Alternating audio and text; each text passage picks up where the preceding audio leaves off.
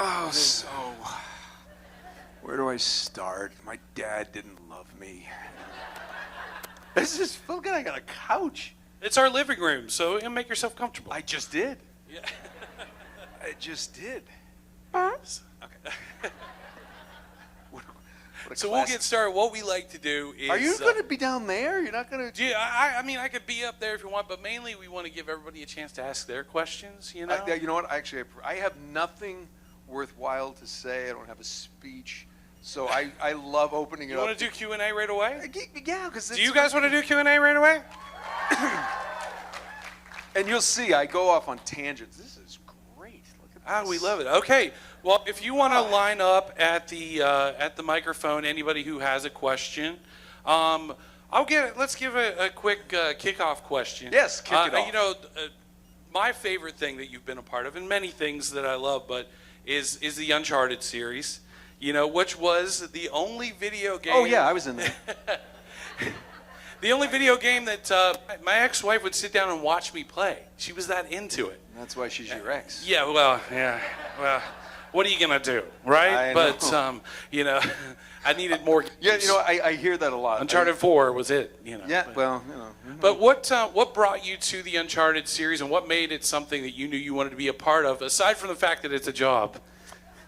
Well, you know, the funny thing is, and Richard McGonigal, who played Sully, tells the same story. The first audition, it was just an audition, and for most games at that time, it was, you know, you walk in, they have the scripts, you sit there, you do your take and say thank you, and you leave.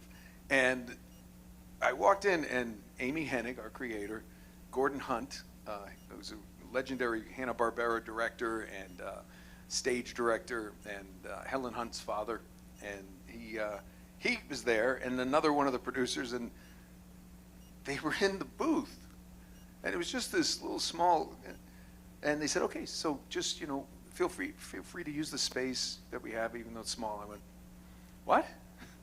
What? They said, well, you know, this is motion capture, and I'm like, what's that? And actually, I didn't say that. That's Richard's story.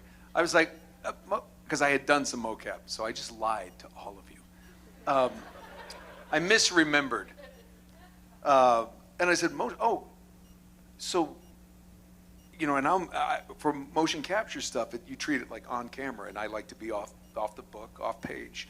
And I remember looking at them, are you going to stay in here? And they were like, oh, yeah, is that okay? I'm like, yeah. And it was this really awkward kind of, you know, I just did the lines, and there's nowhere to go. So the next round is called a callback, and I get a callback for it. And it was in a bigger space, and it was like kind of like a hardwood dance studio space, and they had the table. And in this one, there's a reader with me this time, and we're doing these scenes, and I could actually run around, and there was this one part where I had to run and dive behind a rock. So I did this like baseball slide behind this chair, that was the rock, and the floor is really slick. And I just kept going, and I remember this, and I grabbed the leg of the chair and went, oh crap, just like that, which isn't in the script. And they just started laughing, and then I got behind them like, and it was just one of those things where it just, I was the right fit for that character. I tell people that, you know, I think 2,000 to 3,000 people may have auditioned for that role. And I guarantee there were better actors, technically, than I am. But for anybody who's an actor or an aspiring actor, the one thing I remember learning through that whole process was everybody's good when you get to a certain point. You're good, but somebody else is the right fit. And with Uncharted, we ended up for 2, 3, and 4. They actually asked me to help cast it. So they would, you know, people would come in to read with me. A lot of times, friends of mine, people I knew, and you know, then they'd leave, and you make your notes and you talk, and then they bring in the next person. And I remember everybody who read was good. So you know, if you're ever in an audition, you don't walk out going, "Oh, I stink, man! I didn't blew it, did this." No, everybody was really good, but somebody was right. And most important, Claudia Black, who played Chloe. Yeah, sure. In case you want to leave the costume contest. It doesn't start till 6. We're here for you. I don't think I can talk that long. Yes, I can. No, but Claudia Black came in, and we had somebody picked out we thought was really great. She walked in, just came from the airport. Hey, sorry, let's do it. What are we doing? All right. And and we were like, that's Chloe. It was just evident like that. So it was, that's my short answer. All right, we'll go to the audience please. now. First question there. Hey, bud. Can you talk about your experience with Portal 2? Yes, I can. Portal 2, got to play defective turrets. Space Corps going to space. And it was this most interesting script I'd ever seen. The fact sphere Yes. and the Adventure Corps, whose name was Rick, and I liked Rick. Because my favorite line, Rick, he was always, so he's this little bot, if you don't know, and he's always hitting on the female human player. We all know. God. They used cheap drywall when they built this place. Sorry, I can't. I mean, just brain goes into the other room. Rick was always hitting on the female player. So, hello, little lady. I'm an expert in karate, jujitsu, and bedroom. I remember reading that going, this is ridiculous. Funny story about that, though, is most games have a code name when they do them. And we record it way ahead of time. And somebody called me, they said, oh yeah, everybody loves you in Portal 2. And I'm like, I'm not in that.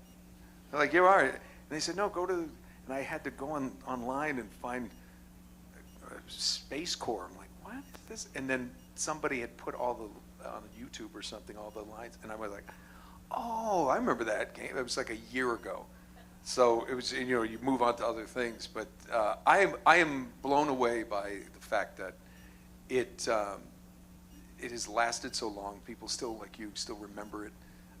It's a testament to how good that game was. Only downside is I think it was Stephen Merchant. Stephen Merchant and I were both up for Best Actor. I had my first Uncharted was up, and he won Video Game Award.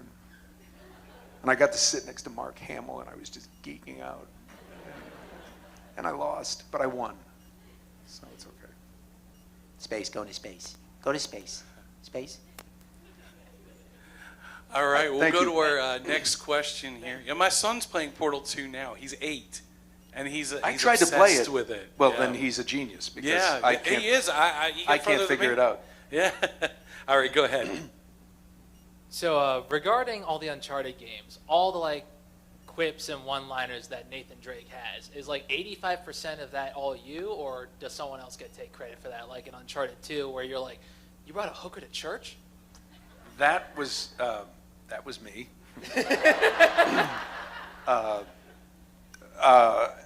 No, Amy Hennig was the creator and the writer. She is a brilliant writer. She's now at Skydance doing the Black Panther and Captain America stuff. And I wanted to be in it. She said, you can't play someone from Wakanda. I can. But anyway, she wrote the majority of it. She really did. But she always allowed us to play with it. And, just like any good director in the on-camera stuff I've done, is just, we'll get it as written. And then they're like, all right, let's do one for fun. Because, everything's digital now, so they don't have to worry about we're running out of tape.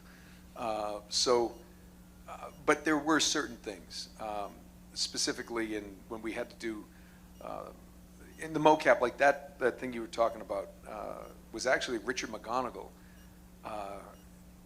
I said the line was written something like, man, it's hot.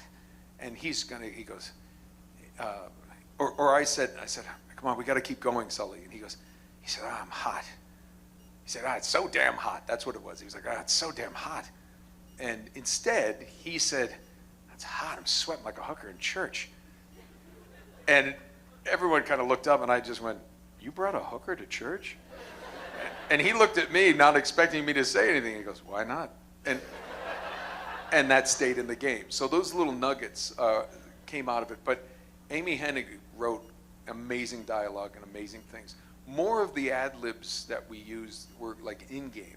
When we weren't in motion capture suits, we'd go in and do the stuff that you're running around like, hey, popcorn machine. Because what they did something very interesting that I've never seen another developer do. Naughty Dog would have one of their people at the office run through a level and tape it, and just run around, look at things, do things, and then they would come to an audio booth that we would do on separate days, and we would watch it. We called it Chasing Picture, and I had to do something. Oh crap! No, run! Just little things. But and there'd be some lines they'd want to get for specific things, especially like if you can't find your way out of a canyon or something. Like, hey, I think there's something over here. But that's where you sit there and like, Sully's climbing up, and we're watching, and I go, "You got a great ass, Sully." Little things like that. We do. My favorite was, I think it was Chloe. It was like, God, it's a shame you have to sit on that. it's just, that was mine. I'm not right in the head, but yeah. So no, 85 to 90% of the credit, maybe 95 would go to Amy, and then we would do our little ridiculousness. So yeah, got to give Amy credit. She's a genius. All right, we'll go to our next question there, sir. Hey man, good to see you. I remember you telling a story on Retro Replay when you played through Uncharted 2. Ugh, wasn't I terrible? It was actually about Uncharted 3 when you, like you and Richard McGonigal and a lot of other people would play other characters in the game and fill in. And you talked about the scene where you corner young Drake and you get shot. Just close your eyes. Yeah, that one. And you get shot, and you talk about how Richard threw the gun and it hit you in the head off camera. But my question was, that character, and also like even in games like Deadpool, when you do like the inner monologue with the high pitch and the low pitch, I didn't know that was you in Uncharted 3 until I just played through again after hearing that story and like really listened. So I was wondering, did you always find it easy to like jump in and out of accents like that, or did you like perfect it over years? I didn't perfect anything. I literally get paid for everything I got detention in school for.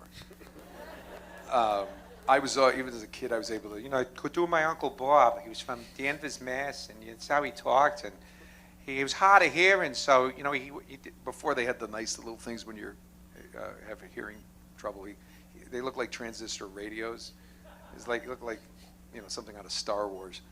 And he'd be like, "Hey, those Sox are playing." I heard. So I've always and I grew up on my dad. Was kind of an Anglophile, so we watched a lot of BBC, watched Fawlty Towers, and Benny Hill, Monty Python, that kind of stuff, and any Alec Guinness or Richard Burton movie I grew up on. So, I'd hear James Mason. I used to like to do that one, and everyone does it. It was so lovely. And so that accent always kind of, and actually I talked on the Uncharted movie, I talked to Tom Holland about it. Because he said, "Hey, it's actually quite good," and I've gotten the thumb, the stamp of approval from my Brit friends, and it's because I grew up on British TV. Tom was telling me how he grew up on American television, so an American accent's pretty easy for him, and he's very, very good. So I don't know. I liken it to people who amazingly can play music by ear. I just can hear certain things, and I can do it. I don't, I like people like, "Oh, you can do impressions." I'm like, just the ones I are in my pocket. I'm not one of those people who can, let me try to work on this. I don't do that. But for the Uncharted, that thing, just always having that character do something or sound a little bit different is always fun. It's my favorite thing to do on Rick and Morty is, they'll just, I don't have to audition anymore. No, because I'm kind of their utility guy for a lot of different things. And they have a few people like that. Rob Paulson was like that too. But they'll call you and they're like, "Okay, we got 3 characters." I don't see the script till we're up on Zoom now, and they give it to me. And we just have to play with it, find the voice. So how big is he? What does he look like? Do you have art? And okay, and then it kind of talks like this. And you kind of play around with it. So that's the fun of it, is finding those different type of characters and things. But what you said, yeah, he threw the gun in that scene. He's like, he takes gun from young Drake, and he just threw it over his shoulder, and my character who had been shot is lying there. And these things they're just solid, hard plastic weapons, but they're the proper weight of the actual whatever gun you're holding. An AK-47 is actually very heavy. And it just hit me right on the back. I'm lying face down, and it's bank, and I was like, and I didn't move, and I was just sitting there. But in my head, it's screaming. I'm like, and you hear everybody. I remember you hear everybody go, "Ooh!" And Richard kept going with the scene. Come on, kid. And he walks out slowly, and I'm just sitting. I can feel the knot just kind of expanding on my head. So, yeah, that was a fun day. Thanks for bringing that up. All right, let's go to our next question here. Okay. First of all, thank you for your work. I just want to say the Uncharted series helped me to reconnect with my older brother. It's been nice. 10 years that I run away from my country. I'm from Venezuela, and that's this exactly amount of time the last time I saw my brother. It's funny how this game, especially your boys, Drake, helped me to feel together. I didn't have the opportunity to play Uncharted 4 with my brother. We played the 3 games. My question is, did you know how your voice is so powerful? You know, like it's capable to bring people together, even they are far apart. It's a great question, and I'm proud to be part of that. Thank you. See, you're making now. We just see this is what you just brought it down. No, thank you. You know, actually, there was a time when I kind of resisted doing conventions like this, because I literally, I'm from New England, and I'm like, nobody wants my signature. I don't want to charge. Oh my God, you know that. But what I've found, and I joke, I've traveled the world more than Nathan Drake because of Nathan Drake. It's really ironic. And when you go to like Finland and there's like a 2-hour line to meet you, you're like, what is happening? Never, you know, you could never dream this big. I could never dream this big. And what I love is just getting to meet people and, you know, just, hey, this was fun. I meet people, this got me through a difficult time. A lot of people thanking me about the pandemic because, like, I had nothing to do. I couldn't go anywhere, so I got to travel the world with Nathan Drake. But one of my favorite things is just seeing how games went from when I was a kid to you're a burnout in the basement, listening to music too loud, just, you know, there's no voices, nobody cares, and you're just playing games, to this social experiment where people are playing all over the world. I met a man who's hilarious, 78 years old in England, playing with his grandchildren in Michigan. And he was like, and you know the thing, I'll whip their ass now. It was great. No, he wasn't Jason Statham. I don't know why I did that. But no, he was like, I've gotten quite good. And yeah, you know, the fact that games, not just Uncharted, so many games just allow people who, I've met people who've become husband and wife, and they met online playing like Destiny or something, you know. Games in general, not just mine, just have become something that bring people together. And what better time than now that they can do that? That's why the other great thing about a Comic-Con, they sell broadswords and daggers, and nobody ever gets killed at these things. You know, it's every color, every race, religion, you know, an age group show up to these things and just have fun. And it's, I mean, this is such a joy to be able to come here. And the other great thing is I get to see friends of mine that I don't ever get to see because we're all over the place, you know, working remotely or you know, on-camera stuff is Vancouver, Toronto, New York, in Europe, Atlanta.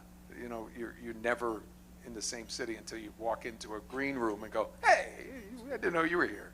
And of course, I'm a fan of people too. So you walk in and you know, Keith David's there. And I work with Keith on Rick and Morty, but now I know him. Just Maurice LaMarche, these guys, my heroes that I always loved are just, it's like, hey, you getting dinner tonight? I'm like, yes, with you I am. I got a great story. Maurice LaMarche is one of the funniest human beings ever. We've had him here multiple times. Oh, he's the best. He's the best. He actually recommended Jethro's. We had the place for ribs if you want ribs. It's very good. And Yinling on tap. And I'm not pandering. First time I got a Yinling, I thought it was like a Japanese beer. I was like, I don't know. They're like, no, it's the oldest brewery in America, stupid. And now I probably drink too much of it. But yet not enough. Hope that answers your question. I don't even know what I'm saying anymore. All right, our next question here. Hi, Uncle Noli. Thank you for showing up. It's great to have you here. Thank you for showing up. God. Okay, hold on. Before you ask your question, I have been asked to this con for like 4 or 5 straight years. I got sick. There was a pandemic. Someone died. And last year I got booked to do a film in Oregon, which just last weekend I was at the Tribeca Film Festival where it premiered. It's called Paradise Records. It's not for the faint of heart. It's Logic, the rapper, produced, wrote, and starred in it. And I play a bad guy, and it was fun. Anyway, that's why I wasn't here. So tough. Just want to thank you for showing up and say I love all your work and say that one of your more underrated roles as Superboy and Young Justice, will we be able to get to see more? Oh, I wish. I don't think so. I don't know. It's I know so. NDAs. It's DC, Warner Brothers. When it's Marvel and Disney, DC, Warner Brothers. It's a hit show. Everybody loves it. The fans got it back the first time, but 4 seasons aired on 4 different channels, and it's been a really tough time since the strikes and the pandemic. I mean, studios are bleeding money. I mean, it's a real thing, and I just was with Kari Payton a couple weeks ago. I saw him, and we were talking about it, Aqualad, and we were talking about if we hit the lottery, I would fund it. If they would give me the rights to do it. It's amazing that a hit show. I did a show for Peacock called Hysteria with Julie Bowen and Bruce Campbell, Anna Camp. 91 or 93% Rotten Tomatoes, and they nixed a season 2. They're like, nah. And you're just like, what are they doing? It's like people like something, they don't promote it, and it just drops. Now, maybe they have other things coming down the pipe that I don't know about, but I don't understand what's happening. The business has changed so much in the last 30 years since I've been in it that and you have to just ride the tide. It's just the way it is. As for more, everybody involved with Young Justice had an idea. The writers had season 5 an idea what they wanted to do. We could jump in there right away, but I have no idea. It's just why they won't bring a hit show that so many people love. But watch Invincible. I guess that's a good one. I hear. Is there somebody we could write to? I know Well, one not letter's me. worth 10,000 voices. It's going to take a lot more than that. I don't know. Write to someone with a ton of money and ask them for some. All right. I don't. It's the business of the business. It's way above my pay grade. All right. I'm just a dancing monkey. That's it. All right. Appreciate you. Start throwing out hashtag Young Justice on the socials there. So Yeah. It worked once. It's just, and we're ready to go. And put it this way: none of the actors asked for more money. So just so you know, we actually would take a pay cut to do that show again. I think. Hi. First, I want to say it's an honor to have you here and to talk more about your story of being a voice actor. I wanted to say that Uncharted was actually one of the first games I learned to play on console, and some of those puzzles in all the games were frustrating and challenging to complete. Can you talk about the most challenging thing you had to do as a character before, and what was it like? The most challenging thing as a character? Mm-hmm. Well, first of all, the puzzles are meant to be difficult so you get a break from all the action. It's literally designed that way so you can kind of, okay, decompress. It's kind of like the humor in a horror movie. Just that little bit, just because it gives you a chance to regroup and watch the rest. So they were done that way on purpose. And the most challenging thing I ever did is Mafia 3. I played Remy Duval, well-educated, high-end guy who is the most racist human being. This was motion capture, and you know, I remember doing on the script. You know, there's egregious use of the N-word, and it's set in 1967 among the actual events. And again, talking about how games have evolved.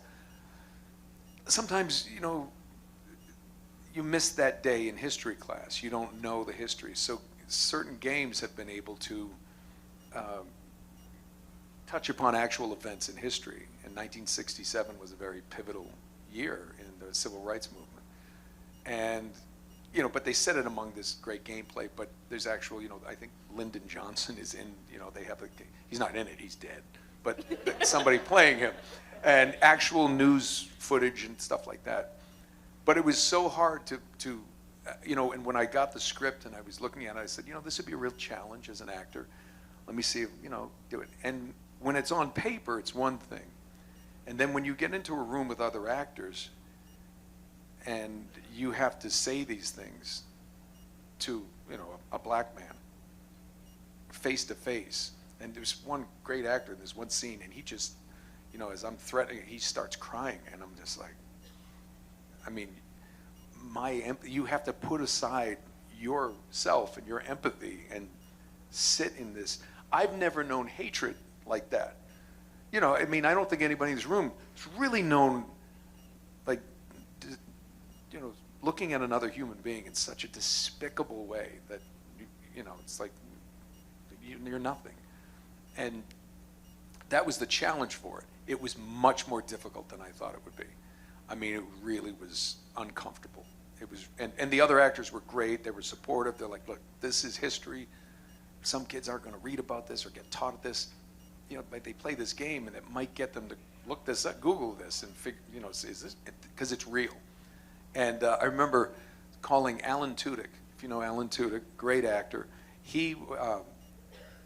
I called him after that day, and I said, I got to talk to you. I mean, after talking to my wife, I was just like, I was freaking out a little bit because it was really, really, really, like, you take it off and then you go back to the hotel for, you know, because we were shot up in Northern California, and you're sitting there just feeling filthy, just like, oh, this is awful, because you sit in that person's hatred. But he doesn't, you know, but he's charming, he's educated, you know, so it wasn't like, yeah, I'm just a redneck. It was like, no, this is somebody who should know better. And I called Alan Tudyk, who played a very racist coach in 42, the Jackie Robinson movie. And I told him the whole story. He goes, and I said, I had to do this speech, you know, with a burning, you know, but they didn't really have it, like the cross is burning, and he's rallying these people. And I'm just saying the most racist things.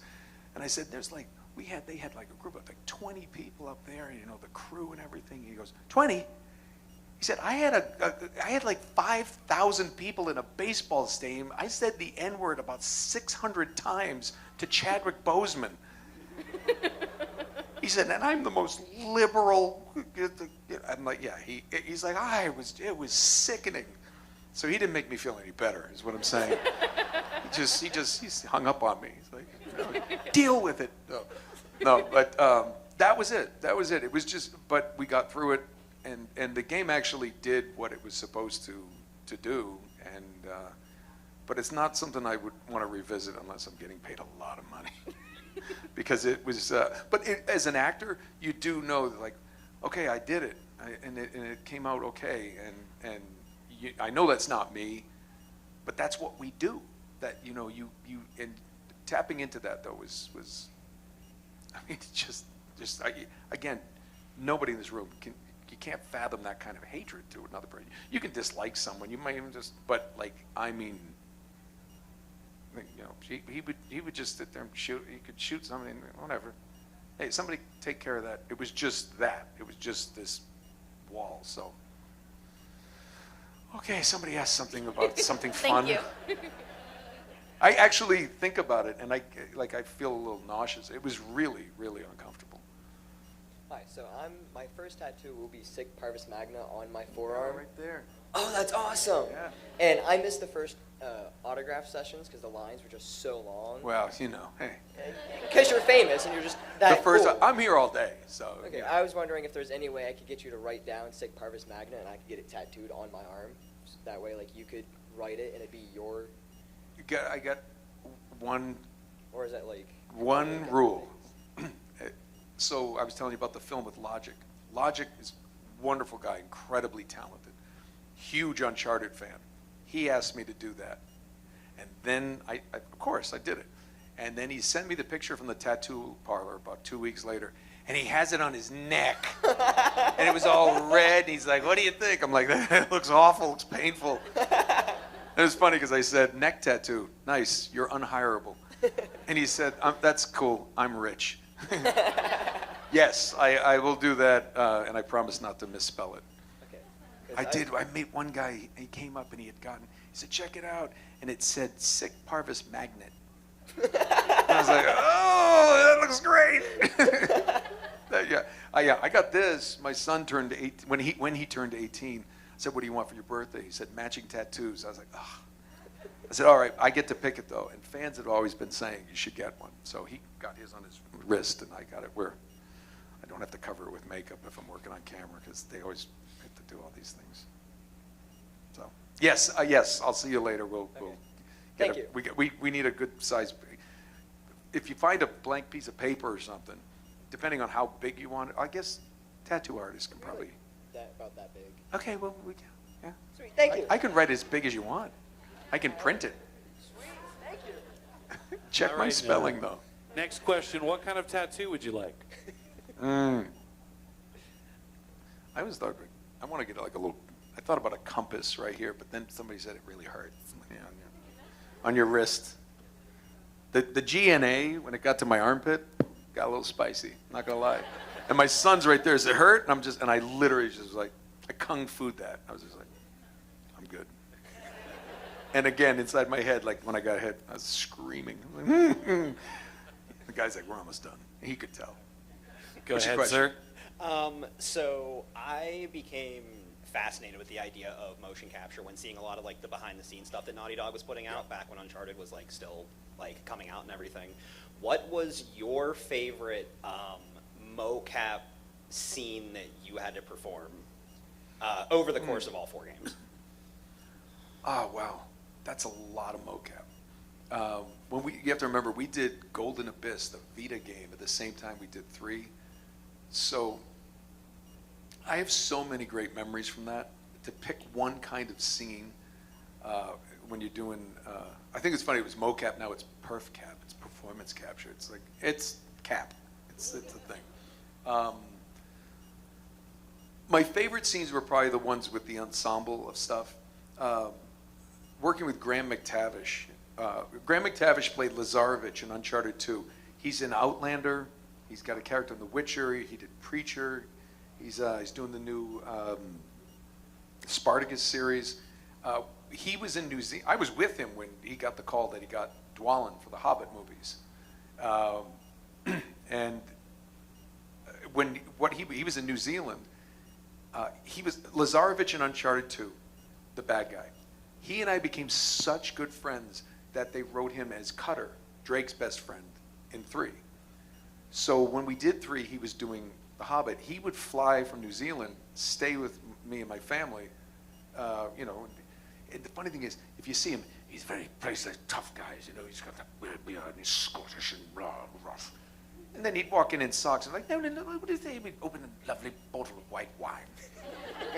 And I'm just like, you are so not the characters you play. It's just beautiful. So any of those ensemble pieces that we did, there were great ones with Emily Rose. I particularly, like if I picked each game, jumping out of the plane at the beginning of Uncharted 1 was the first time they actually built like this fuselage of a plane. They didn't need to, we learned later. That was fun. Uncharted 2, I got to do a lot of some of the stunts where I could actually jump to a bar where he jumps to the train. That kind of fun stuff was great. 3, there was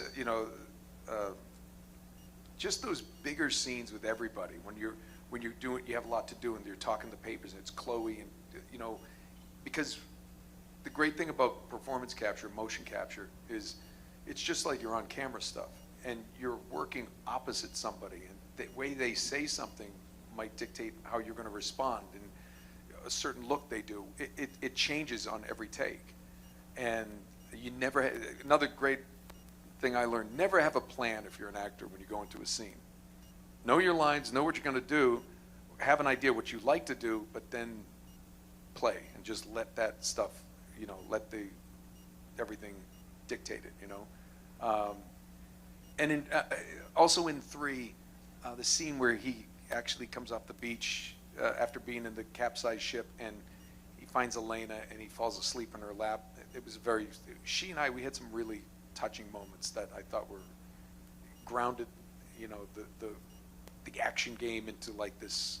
If you play 1, 2, and 3 again, you'll see it's a love story. That's why they don't kiss at the end of the first one, and then the second one, it's great. So, and I'm trying to give you each one. 4th game, we had some great stuff with Troy, doing some of those scenes where just the brothers are together and just the dialogue. And again, just such great writing in that. That's my long answer again. Thank you. Yeah, I want to make sure I get to everybody. I talk too much. Hey. We'll make this one short. Yep. Blue. Next. Yeah. Hi. Yeah. Welcome to Altoona. Thank you. Obviously, Uncharted is my favorite video game. I love that series. Played each game multiple times. Made a lot of friends over it. So yeah.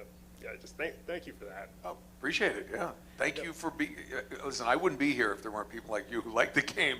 I wouldn't get people be like, who is that? Yeah. So my question is, I actually bought it. Let me preface this. I actually bought a PlayStation Vita just to play Golden Abyss. How different was it going from working with Naughty Dog and kind of crafting Nathan Drake as a character, and then going from working with Sony Bend and just kind of continuing that work? Yeah, it was just the workload would be too much for Naughty Dog to do, and Ben was making the Vita games, and that's that's the stuff that's way above my pay grade. I don't know how they, I understand how it is, but the Vita's different programming and everything than the PlayStation. So we had Amy Hennig would still show up and was kind of a consultant on everything. Richard McGonigal, we had J.B. Blanc played the big heavy, and he was fantastic in that. A dear friend of mine, and he's a tremendous actor. So, they had good people in the cast, and our director, he was a fan of it. He knew it. They knew the only difficulty of it was, where does this fit in is this a prequel to the first game and everything? So finding that, like, not making references, especially in stupid ad-libs, stuff that we've done that wouldn't have been done before. He didn't know he hadn't met Elena yet. So, because I believe it was set before the first game. I hope I'm right about that. I should know that. So I think, so that, so it was fun to kind of go back earlier in Drake's existence before, Drake's Fortune came out. Same technology, shot on the same stage. My favorite part of that whole thing was there's a part where you're in a canoe, and Richard and I, Sully's doing the thing, and we kept, like, for some reason, you're supposed to go straight in a canoe. One guy's on the right, one guy's on the left, and sometimes we would, they'd switch, and we'd be on the same side, and they're like, okay, you guys, the paddles, you're going in a circle now. We're like, oh yeah, right. Just keep it on one side. So I think I went left and he went right. So, but no, it was nothing really different to do. It was just it was great. That was a really good year because I was Drake for a lot of that year, and we had a blast. And it was at the right time too, because that was after 2000. It was probably 2008 when remember the market crashed, the housing was terrible, and then I got in there and I'm like, oh, okay, I'm working. That's a great thing. If you want to get into the game development, it's kind of recession proof, because people are like, I can buy a $60 game and have hours and hours of, hundreds of hours if I'm playing, but because you have hours and the whole family can play together, whatever, and it's that's why games I think really did well, and movies were tough because movies and baseball games or everything just got so expensive, but you can still just cook at home and play a video game all night. It was great. So I tell people, like, being an actor's tough. It's just like it's feast or famine, literally, and but being like one of these artists, one of these developers, programmers, it's like job security. I'm not that smart, so I'm just lucky. Did I answer your question? I don't even know what. Anybody remember his question? That's it. That's all I got for you. Thank you. You bet. All right, our next question there. Hi there. Hey. First off, I wanted to say it's a pleasure to meet you. Nice to meet you. One of the first games that I grew up playing was the Assassin's Creed franchise. Oh, yeah. I was wondering if there was any specific moments that you remember that you enjoyed while making those games. Well, not the one where I died, Yeah. which I found out on Twitter, because Desmond touches the apple apparently and just disappears, and so there's no no death scene. I didn't know until somebody's like, "Are you upset Desmond's gone?" I'm like, "What?" Calling my wife, I'm like, "Send the couch back. We can't afford the couch now." That's a true story. You know what? One of my favorites of that, and I actually had a conversation with her after this. I always recorded alone, and then one day I walked in and they wanted me to record with Kristen Bell, who is wonderful, funny, charming, and it wasn't in the script where this happens. I kill her, and I didn't know that. And then later on, I touched the apple and I died. So we both ate it in that game. But she was so funny, and one of her favorites is Herbert from Family Guy, and she does it pretty well. So we were just doing this back and forth the whole time. So it wasn't anything in the game, but recording with her, she's so accomplished and done so much, and she was just so funny and down to earth, and we just had a great time. And I saw her once and we just had a quick walking by, and I said, I didn't know that I killed you. That wasn't in the script. She goes, I didn't find out till later. I said, I found out on Twitter. So it was just, it was kind of crazy. But yeah, that was my favorite day though. We had a really good time with that. Well, thank you. You bet. Go ahead and Vinny. step up with the next question This there. is Vinny. What's up, buddy? Vinny. Hello. He's an Eagles fan, so. I had a question. Yeah, what? Sorry, I'm a Giants fan. No, we suck. Sit down. Vinny and the Eagles are going to be flying high for a while, so just, but he'll get it. He'll get into his 20s and he'll be like, we stink. I'm like, you deserve it. You've been good for too many years. Sorry, I had to vent. What is it, Bob? What's your question, buddy? My question is, what is your favorite thing that you voiced in? Okay, so my favorite character is Nathan Drake because it's full body motion capture. It's everything. It's kind of when I started in theater in New York, and it's the kind of theater where you're passing out tickets to people who don't want them. This was like high-paid theater, and I worked with so many great people. I became a better actor by doing this, working with other people. In sports, they say if you play basketball against somebody or tennis against somebody who's better than you, you will get better.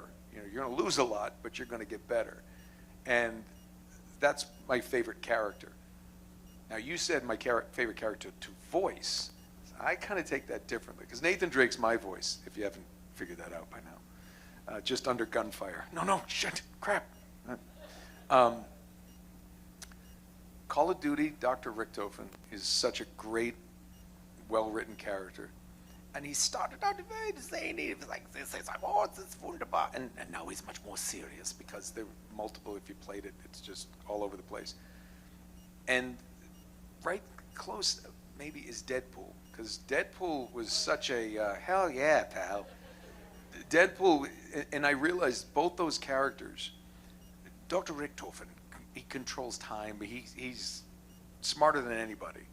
So everything he does and says, he has a plan, and there's no consequences because he already knows the outcome. Deadpool doesn't have a plan, but he knows the outcome because you can't kill me. It's fine. Come on, Wolvie. What are you gonna do? Kiss me. It's just fun. And every time I get a Deadpool script, they push it as much as they can, and then they also tap into my ridiculous brain and let me go. The Hulk vs. Wolverine movie, I got that role. It's the first time Deadpool ever spoke in any kind of feature, and I was doing Wolverine and the X-Men, playing Cyclops. They came to me. They said, "We just did this movie, Hulk vs. Wolverine. Do you know Deadpool?" I'm like, "Yeah."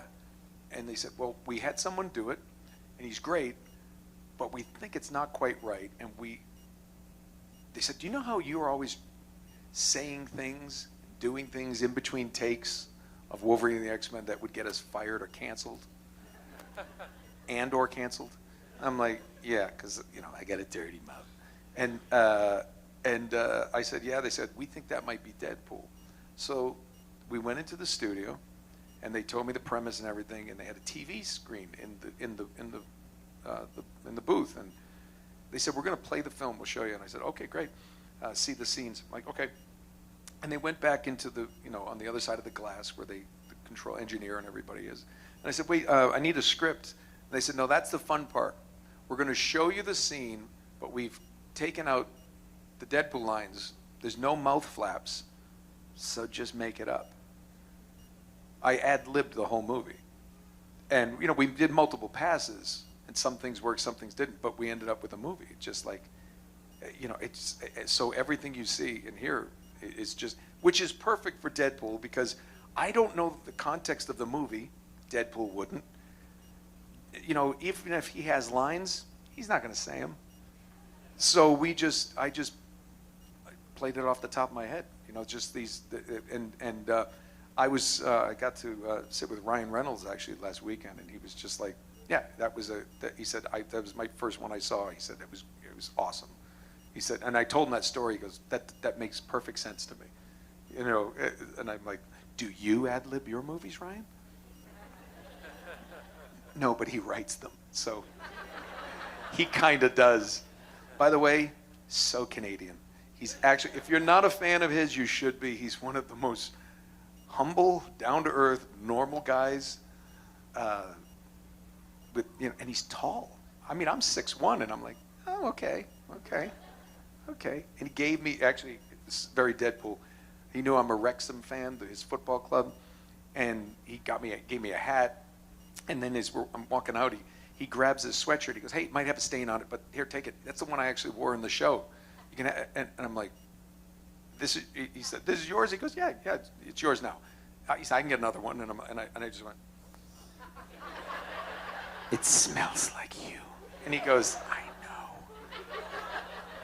It was very, very odd because we both have a very similar sense of humor. It was kind of like we were laughing about it because he's just so normal. Great guy. So be a fan. Yeah. Which millions of people are. I don't know why. He needs my endorsement. He's really going to take off now. Vinny, aspire higher than me. I don't know what I'm doing. Well, we'd love to get to everybody, but we have time for one more question. Well, wait. Maybe if I go rapid fire. You want to go lightning round? Go lightning round. Okay, let's do it. Lightning round.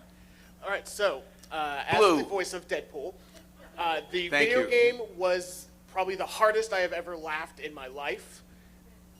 Is there any kind of ad lib that you did for that game that did not make the cut?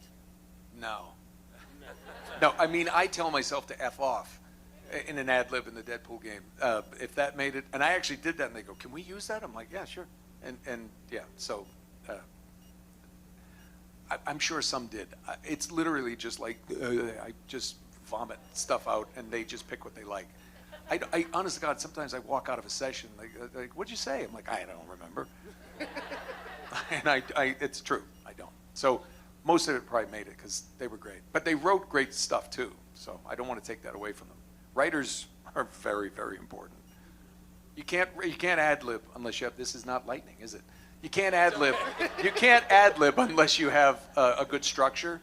Good writing and a good structure allows you to jump off if you think of something. But if you don't have that, there's nothing worse than just a bunch of actors just making stuff up without structure. Except me, of course. Lightning. Yeah, this is slow lightning. I'm sorry, Spidey. Quick, let's go. Hi, it's a pleasure to meet you. I It's love my all pleasure. Your Uncharted games. Could you just give me some of your favorite lines from each Uncharted game and some of your Richtofen lines? Oh crap! Oh my God! I just did Richtofen as Nathan Drake. Oh crap! No, Sally, you brought a hooker to church.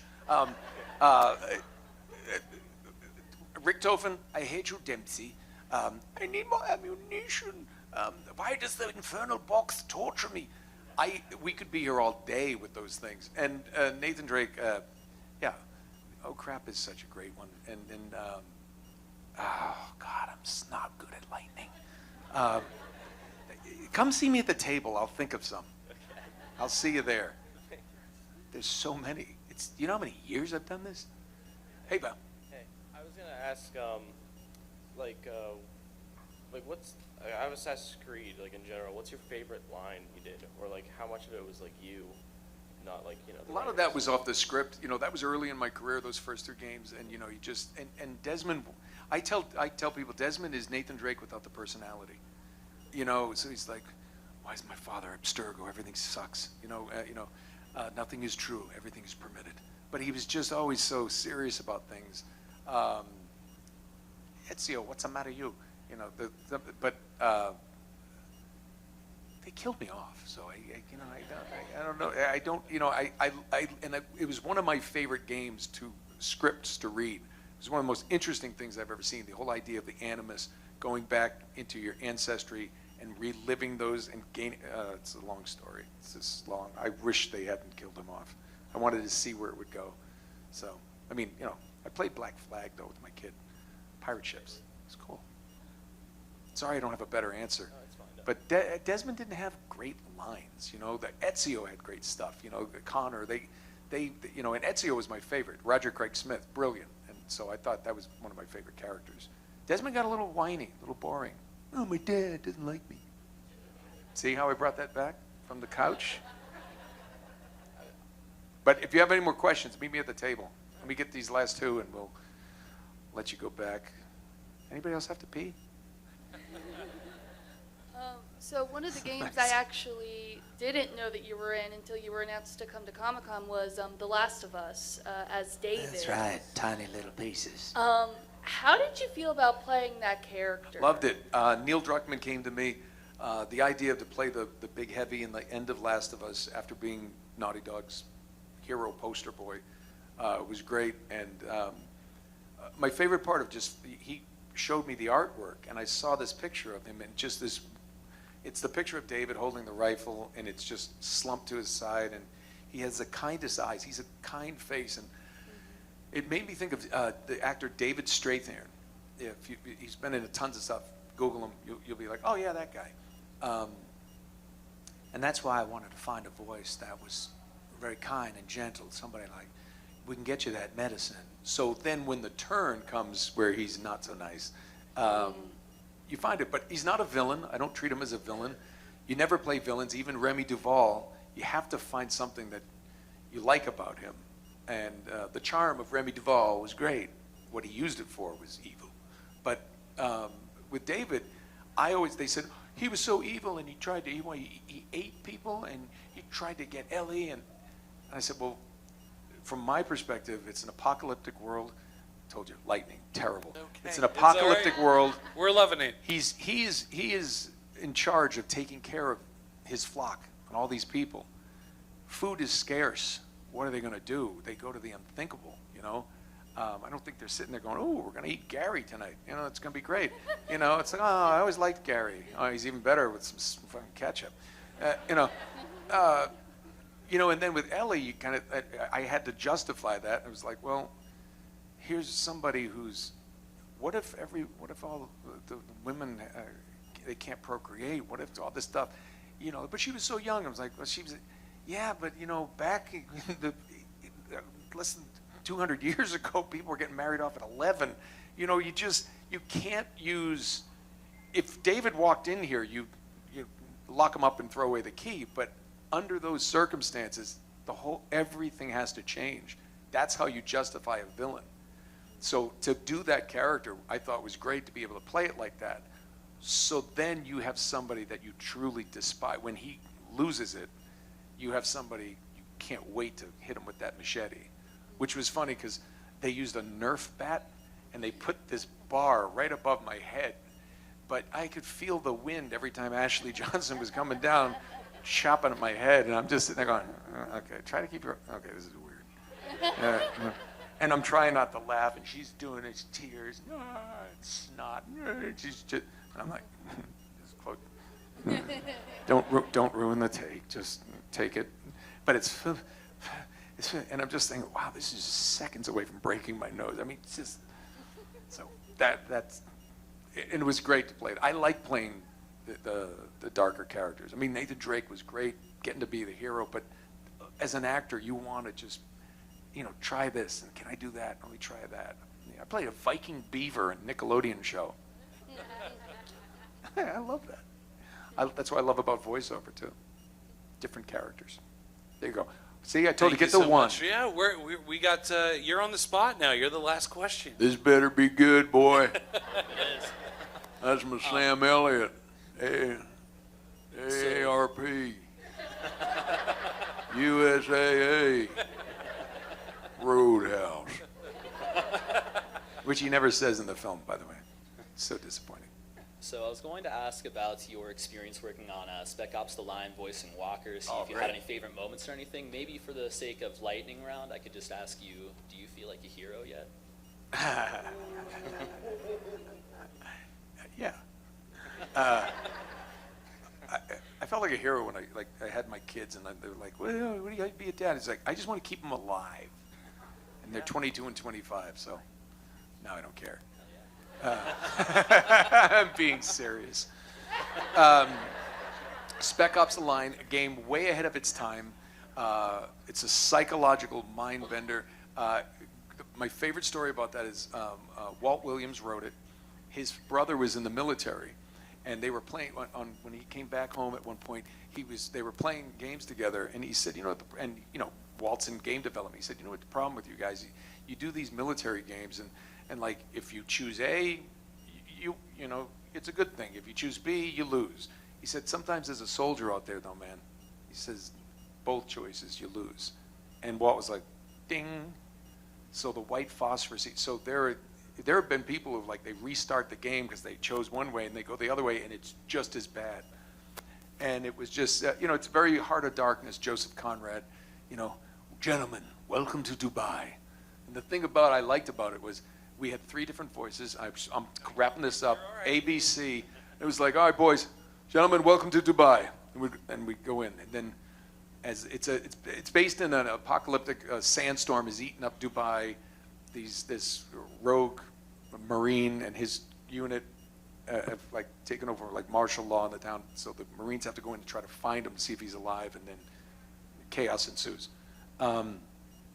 And as time goes on, he's slowly losing his mind, and it's him and 2 other guys. And stage 2 was when things are getting tired in this, and then by the end, he's absolutely lost his mind. And to play, so they would literally have it in we're at 1, we're at stage 2 here, so we knew the context of everything, and it was so cool. And if you haven't played the game, it's a really interesting, and it's amazing it hadn't been remastered. I think it would be a great game to remaster. I think people today, now that after Last of Us and these great games of really psychologically like playing with your head, I think that would be something that would be really interesting to do. And people to this day, they're like, was it all in his head, or was what happened, or was he Conrad? And and for those of you who don't know the game, you don't get any of what I'm saying. But and it was very cool. It was one of the few games I've been in since beta. I was in beta all the way to the end. So to get to see that all the way through was a pleasure. So thank you very much for staying a little.